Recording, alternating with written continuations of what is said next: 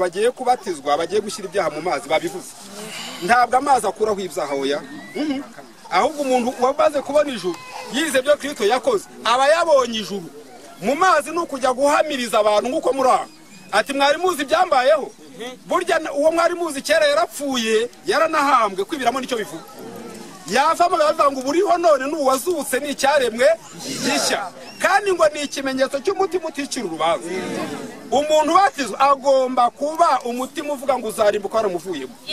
ari umuntu utazarimbuka kugeza iteka byose ntabwo ari gushyira ibyaha mu mazi si no kuvuka ubwa kabiri nacyo cyumvikane neza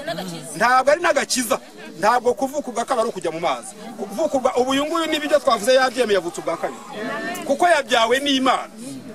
ni ikinyuranyo cy'uko umuntu yavutse ubwa mbere kuri Adamu akavuka ari umunyabyaha wakwizera Kristo ukabubyawe n'Imana kuko abamwemeye bose bakizera izina rye yabaye ubushobozi bwo kuba abana n'Imana ukabaye umwana rero w'Imana nicyo ni ikimenyetso ntabwo umuntu avukira ubwa kabiri mu mazi ahubwo wavutse ubwa kabiri ni ujya mu mazi kugera ikirenge mu cya Yesu nkuko yavuze abatizwa hagomba kubatizwa umuntu usa na Yesu w'intungane nka Yesu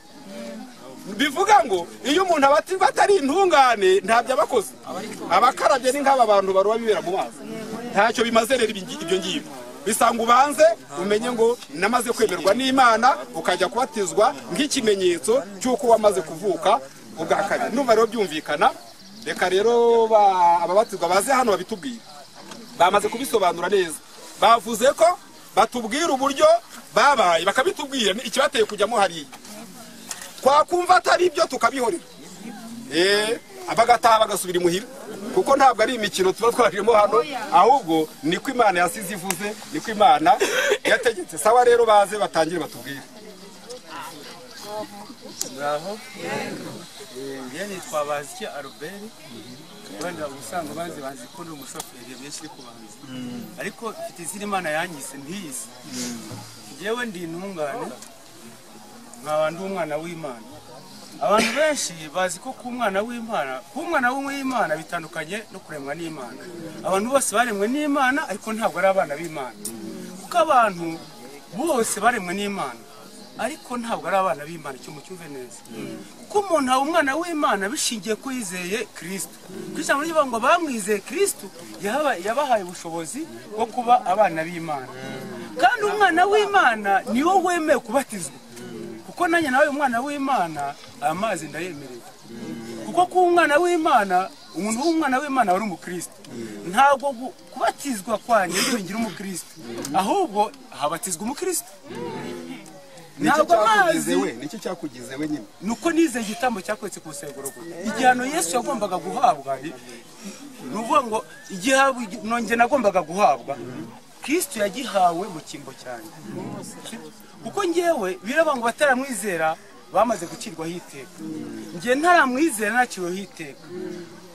nubwo abenshi bavuga ari umuhanzi bavuga ngo debeni ngo amahirwe ya nyuma amahirwe Imana yaduhaye twebwe ya nyuma nuko yaduhaye umwana Yesu Kristo amaze kuyaduha nta wundi mwana nta wundi mwana wese yongera kwiga niwe yishe bidasubirwaho kandi nawe kumwizera nta wundi tuzizera nta n'undi dutegereje niwe kuko yaje ariwe gakiza aza ariwe bugingo aza ariwe mahoro aza ariwe itangira akaba n'iherezo ntabwo nsaba iherezo ryiza kuko naribonye niwe itangira akaba n'iherezo itangira akaba n'iherezo ni ukuvuga ngo nta rindi herezo rirenze Kristo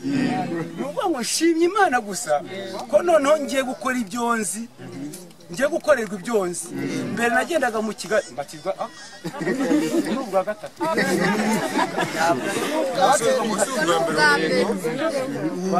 bashyira amazi ku gasi nazi ibyaha genda mu Kigali mu ADPR barambatiza barafata ngo bambwira ko nize barabimvugiranye ntabwo nagize ndivuga barashyira mu mazi uko narinzi ariko narashakashaka kuko icyo gihe nashakaga ubugingo ariko nta bugingo bambwira ko babufite kuko iyo umuntu akubwiye ngo bagiye kubatiza ngo urakire ibyaha mu by'ukuri ko afite ubugingo ariko nawe ntabwo afite kuko namubaje impamvu z'ibyo njya mbibabaza ngasanga ahubwo nawe ntabwo bafite kuko kuko niba asengera ubugingo iyo umuntu asengera ubugingo ntabwo aba afite kandi ubugingo ni Kristo niba ngo manu uzamba ubugingo ntabwo aba afite abavuze ngo nta Kristo ufite kuko ufite Kristo afite ubugingo yitwa uhoraho afite ubugingo buhoraho ubwo rero icyo ibyinshi babivuze ariko nshimye Imana gusa ko undi umwana w'Imana ntabigizemo uruhare bishigiye ku rukundo yakunze bari mu isi yemeye gutanga umwana kujya kuvuga ngo naramwizeye afite ubugingo buhoraho kandi uburyo nabubonyemo sinabukoreye kandi nta nubwo nabukuye muri zanzu kuko nagiye muri zanzu nkava mu gihe cyose numva umutima ucira urubanza ahubwo Imana ingirira neza we kagira Imana ngo Imana yabumpaye ndi no mu modoka nubwo nabushakiye mu nzu nini ahubwo mbona ndi mu modoka ahubwo numva ubutumwa bwiza ndabwizera bimpanyize ko ubugingo bidasubira nicyo ryagamvugiye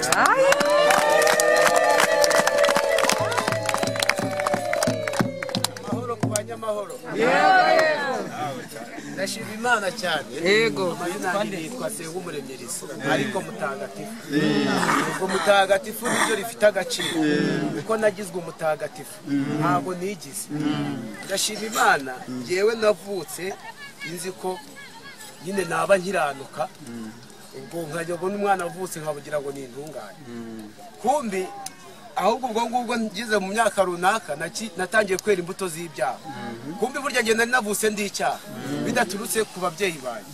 ahubwo byaturutse kuri Adamu burya Adamu yakoze icyaha nanjye ndimo ndumurama muri we ni ukuvuga ngo nyine namaze kuvuka ntangira kwera uko icyo nagombaga kwera noneho nkuze ngewe mvukira ngo muri ADPR ariko ADPR nta nubwo muri Bibiliya nzi ko ari itorero ry'umwuka baho ngaho meze nk'uri kunywa inzoga gusa nyine sinda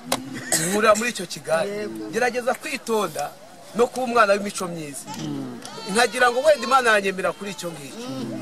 gerageza gushakisha ijuru nimaze kumenya ubwenge kuko nko mu baporo ariyo bavuga ngo umwana ngo agize imyaka 12 none nge nyirengeje ngize 15 naho gatereka ngiye kubatizwa ntazapfa ntabatijwe kugira ntajya mu ijuru none kugira ngo nje mu muriro noneho kumva ubwo ngubwo nari ndi kwihangira gukiranuka kwanjye nyine nyamara ari gukiranuka Imana yatanze ntabizi bo banyubije muri Yorodani hari umupasiteri umwambatije afata gutya ati gutyo ufaye na Kristo nguzukanye nawe nanjye mbyizera gutyo kubera ko nabonaga titira afite nuko nari meze nabonaga nyine Imana wimuzi batinya cyane uzi ko ari abantu b'Imana bavugaga ngo bimitseho n'Uwiteka kumbi wapi none se ndibaza se ko maze kubatizwa nyuma ngatangira kwibonaho ibyaha kumbi igisinzi cy'ibyaha kindimo ntago y'amazi yankuyeho ibyaha kuko bayasize ku mubiri ntabwo nkibaza se ko umuntu ajya muri dushe yavo yasura akabonaho umwana nkongera nkibaza kuki mu mutima se bidashika ndakuze njya muri Sunday school nkajya njyana amaturo n'ibiki batubwira ngo muzane ituro kugira Imana ibemere tujye tuzana ituro rishishe ibijumba binini cyangwa iki kuko ngo gahini ngo impamvu Imana itamwemeye ngo yazanye ngo ibishyimbo by'imice ngo n'ibintu nk'ibyo ngibyo kumbi ntabwo Imana yari kumwemera kuko atari yazanye igitambo kimena amaraso bo nkomeje kubikora mba muri icyo cyuka nk'icy'abandi bantu bamwe bari ahangaha barimo kumbi aberi Imana bakavuga ati Imana bakatubwira ngo aberi ngo yatanze ngo ituro ngo Imana ngo rishyitse kumbi Imana yamwemeye yemeye aberi yemera n'ituro rye kumbi harimo gutoranya nuko nanjye ubwo ndi mu mahirwe yuko natoranyijwe nyine ndakomeje ndakuze njya kwiga segonderi mba umuntu mwiza yegeze no ku kigo nigagaho bantura kuyobora korali ndi umwana ndavuga ati ubungu natangiye kwemerwa n'Imana uba ndi kuyobora abantu biga mu 6 segonderi nge ndi umururu niga mu wa mbere ubu ndi kumwe n'Imana irashyigikiye ariko mu mutima wanjye nkumva hari ikibura nabandi nko mu rusengero avuga ati abantu bari hano bumva bajya mu ijuru ni bande nkabura n'umwe umanika memu na pasiteri nanjye bwanjye sinari kumanika kuko umutima wanjye nyine washinjaga icyaha ariko nkwibaziye kode y'icyaha ari iyihe ndakuze ngeze nko muri tronkome ntangira gusenga cyane yewe naniyiriza ubusa ati ndi kugera ikirenge mu cya Kristo kumbi no kwiriza ubusa abantu bavuga ntabwo ari by'Imana yemera ijambo ry'Imana rivuga ngo iyo biririza ubusa babonye umwanya wo guteranya ibipfusi by'abanyarugomo kwiriza ubusa najyaga mbyibeshyaho kumbi kwiriza ubusa ni ukwima kamere ibyo ishaka ariko umuntu wiriza ubusa ni umuntu ukijijwe ariko ntabwo kwiriza ubusa ari ukwiyima ibiryo bo mbaho ngaho ndakomeza ndazamuka nza kugera kuri tape kubera ko numvaga ashaka Imana nkumva ko ntanasengana n'urubyiruko kuko numvaga bakuru utuntu kutunyanga kumbi nanjye nari umunyabyaha nkabo nubwo ntadukora ndaruha cyane ndaruha nubwo umuntu angana gutya ntangira kujya njya mu bihuru hagati buri Imana niho yambuye shakisha ubugingo rimwumbwiye ngo Imana iguhaye ubugingo ejo undi ngo senga cyane ubugingo butavaho mbera nk'uzunguriye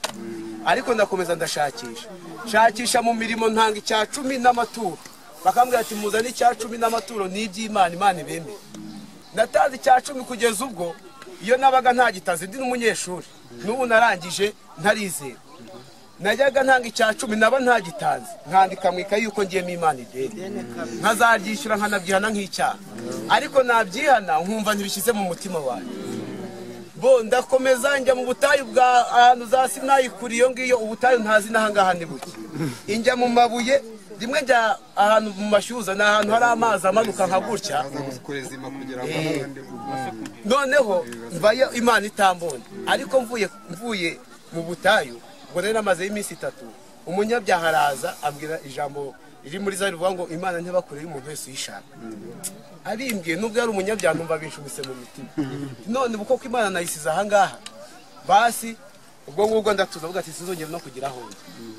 noneho iza gusoma agatabo kamwe miyomba yari yaramaze kwizera ariko ntazi kwizera icyari aba bamuzehe bajyaga bavuga ubutumwa kuri radio nkumva ari kubeshya barimo n'amashitani kugeza nge radio nkayifunga bo miyobazanya agatabo ngijuru ntirikorerwa gute kandi nge nararushye somye n'ubundi ariko sinahabwa kumva ariko karancanganyukisha bugezeho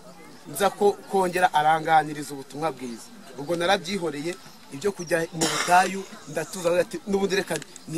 nikomeze nibere nk'abandi wenda ashobora kuzakizwa narabaye mukuru ufite umugore n'abana wenda impamvu Imana itanyemera nuko ndi umusore kumbi ikibazo nari mfitanye n'Imana kuva mu kuremwa kwanjye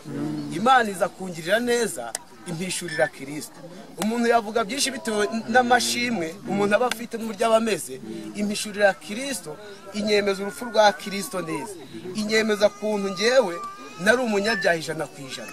Mu rwandiko rwa 2 rw'Abakorinto mu bice 5 havuga kuntu Imana yemeye kumugira icyaha kugira ngo ngembe intungane nsobanurirwa urupfu igihano nari nkwiye ko ari Kristo wakigiye ndarwumva neza nibuka ibyuya mbona bari kumukubita mbona ko ari ngewe bitako mbyizera Imana ibyizera ubwo ndagizwe intungane muri Kristo Yesu ntabwo byavuye ku mirimo yanakoze dore ko nagiye mu butayu kenshi nkaniriza kenshi ntabwo naboneye Imana mu idini naboneye Imana ku musaraba ubu ndi Imana nanjye ndi umwana w'Imana ije guhana icyo nabaye